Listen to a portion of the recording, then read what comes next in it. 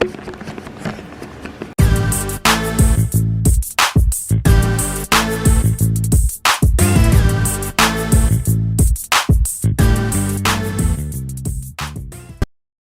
up everybody, it's been a little while and we are back on YouTube trying to be a YouTube star. Just kidding. I just wanted to show off a little bit of what we're doing right now. This is going to be a really cool project. It's one of my favorite types of things to do, is do a conglomeration, kind of put a whole bunch of stuff together and make it look unique, so that you're not buying the same kit as everybody, the same wheels as everybody, the same this, and then you just go to a car show and you look just like the other ones, just a Skittle of different color but the same shape. So who wants that? So we're going to be adding a wide body kit to this car, but fabbing it to fit all around the other parts of his car, along with molding it in, because this kit only comes to be double-sided on, but it is a wide body kit, but it has a lot of surface area, so double-siding it on actually does work pretty well. I've seen it done in person. Shout out to some of the other Ruin members that have this kit. But yeah, we're gonna dive right in and show you what we're playing with, and then show you the parts and get cutting up.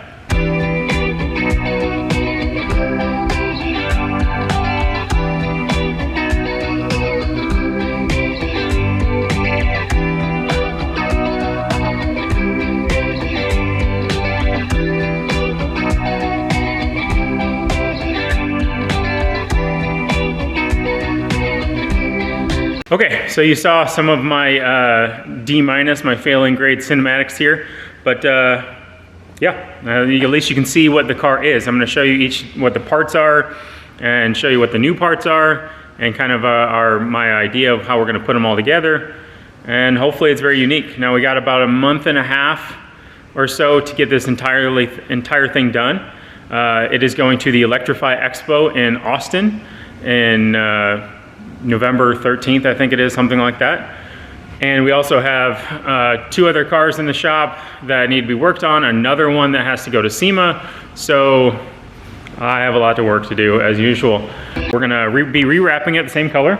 So this is Inazitech's color, I can't remember the name of it, but a very nice ice baby blue color here. You can see it's got the Robot Craftsman hood. It's a carbon Robot Craftsman hood. With the fake vents, pretty cool. I have an idea for those at some point if somebody wants me to do some cool stuff to their hood. It has Robot Craftsman side skirts. So these are the same from our Tesla, from the Mr. Pink's Tesla. It's got the small real carbon accent on the bottom of it. And I want to keep these, so we're going to be making these flow into the wide bodies sections.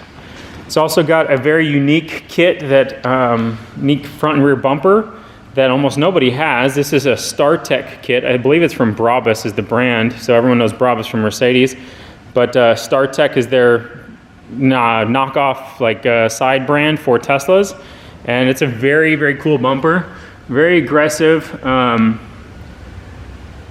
Only thing I don't like about it, as you can see, is it's aired out and the sides are really low, but that lip goes really, really high right here.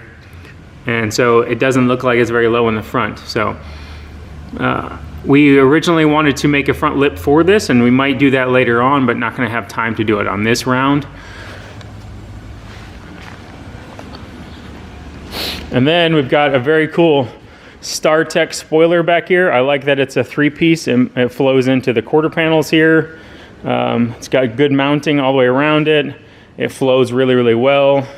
Pretty neat. And then down here, we've even got a StarTech rear bumper as well. Cool vents in there. Nice, clean section.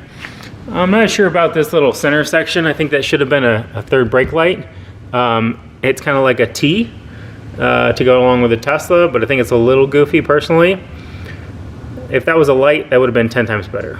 All right guys, so this is the kit, the wide body flare kit from Artisan Spirits. It is a 6-piece kit. So you got the front fender flares, you've got the rear flares, and the rear door pieces. Now they do have a very, very flat flange to it all the way around, and a very wide flange to it. So it does work to double-sided on. I've seen it done, but that I think is a little cheesy sometimes.